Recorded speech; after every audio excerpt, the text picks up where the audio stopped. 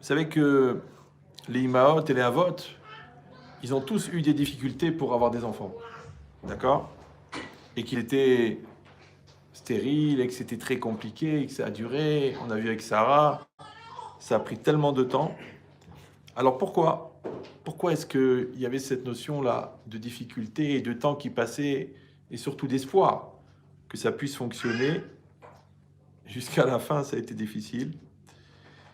Alors, la logique, elle est que, à Kadosh Baruch Hu, on sait, Mitavé les Tfilatam Shel Tzadikim, Hachem, il désire les prières des Tzadikim. Mais au-delà de ça, ça aurait pu durer 10 ans, 15 ans. Mais là, ça a duré 80 ans. C'est bizarre, d'accord? Jusqu'au point que, Bichlal, il n'y avait plus d'espoir. Comme ça, il explique le Rabbi Tzadok Cohen.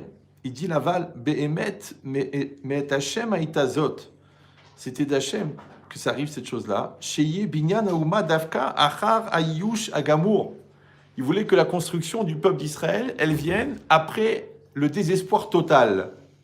Évidemment, parce que quand Sarah, elle vient voir son mari, elle lui dit, tu sais, j'ai du retard. Alors, Abraham, il lui dit, oui, tu as 70 ans de retard. Oui, c'est sûr.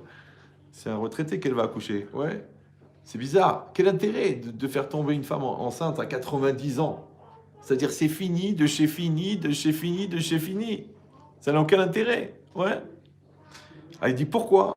Et nous, on sait que Maaseh Avot Simla Banim, ce qui s'est passé avec les Avot, en vérité, c'est un signe pour les générations d'après. C'est-à-dire, c'est pas simplement qu'on va tirer des enseignements, c'est qu'en plus de ça, c'est ça ce qui va se passer. Ça veut dire tout ce qui s'est passé avec les Avot, ouais, avec Abraham, Israël et Yaakov, ça se passe avec les descendants. Comme on a vu Abraham, que Yaakov, il est resté 22 ans chez Lavan, d'accord? Ensuite, mais pourquoi? Parce que c'est pour préparer la galoute, qu'elle ait duré plus de 2000 ans. Et de la même manière que lui, il n'était pas dans un milieu protégé, et quand même, il a gardé les mitzvot, pour que ses descendants, pendant toute la galoute, ils puissent garder les mitzvot. Après, Yosef, lui aussi, il est resté sérieux, malgré qu'il est en Égypte, c'est aussi pour préparer. C'est-à-dire qu'en vérité, les Havot, entre guillemets, ils n'ont pas vraiment vécu pour eux. Ouais, ils ont vécu pour la descendance. Quand Yosef il retrouve Benjamin après 22 ans de séparation, il pleure. Un, il pleure deux fois, il pleure une fois. Il dit oui, un, il a pleuré pour les deux Beth Amikdash, et l'autre, il a pleuré pour Mishkan Shiloh. Je comprends, tu n'as pas vu ton frère depuis 22 ans. Tu penses au Beth Amikdash? Donc ça veut dire, ça va être compliqué avec les bébés. Donc ça veut dire que, ce qu'ont vécu les Havot, en vérité, entre guillemets, ça les concerne à 10-20%, mais 80%, ça ne les concerne pas. C'était que l'avenir. Donc quand on dit Maaseh Avot Simam Labanim, c'est-à-dire que ce qui s'est passé avec les pères, c'est un signe pour les enfants, c'est pas un signe, c'est ce qui va se passer. C'est comme si les Avot, ils avaient programmé et que les bénis Israël, ils ont réalisé. Jusqu'à aujourd'hui, on réalise cette programmation. Maintenant, dans cette programmation, il y a le fait que les Imaot et les Avot, ils étaient stériles et qu'ils y croyaient plus. Et qu'après qu'ils y croyaient plus, ouais, c'est venu la délivrance. C'est bizarre. Ouais. Alors, il explique, Rabbi Tzadok Cohen, il dit Achare a Iyush Agamour, après le désespoir total, chez Lo et Imin Shou Madame, que plus personne n'y croyait, parce que qui c'est qui croyait que Sarah? Ve'afilou Sarah, même Sarah elle-même, elle n'y croyait plus. La preuve, elle a rigolé quand on lui a annoncé la grossesse. Il dit Kizé kola Adam à Israéli. Parce que c'est ça la définition de l'homme juif. C'est Rabbi Tzadok Cohen. Hein.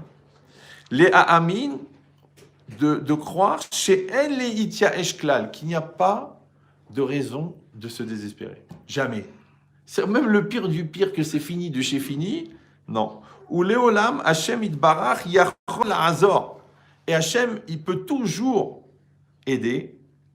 Ve'ipalé mais Hachem Davar. Est-ce qu'il y a quelque chose qui est impossible pour Hachem? Ve'en l'arkor bechakirot, lama asa Hachem kacha. C'est pas la peine de se casser la tête avec des questionnements. Pourquoi il a fait comme ça? Pourquoi il a fait ça? Pourquoi celui-là il est malade? Et celui-là il a une longue vie? Celui-là il a une vie courte? Ça sert à rien. Ça rapporte rien, ça rend malade. C'est un syndrome. Ça s'appelle Gérard. Pour ceux qui connaissent un peu la neuropsychiatrie, c'est des gens toute la journée ils demandent lama, lama, lama. Enfin non, c'est Serge, je sais pas. Après, il se lève un matin en se mettant à crier, je suis... Bon. Donc, qu'est-ce qui est marqué ici?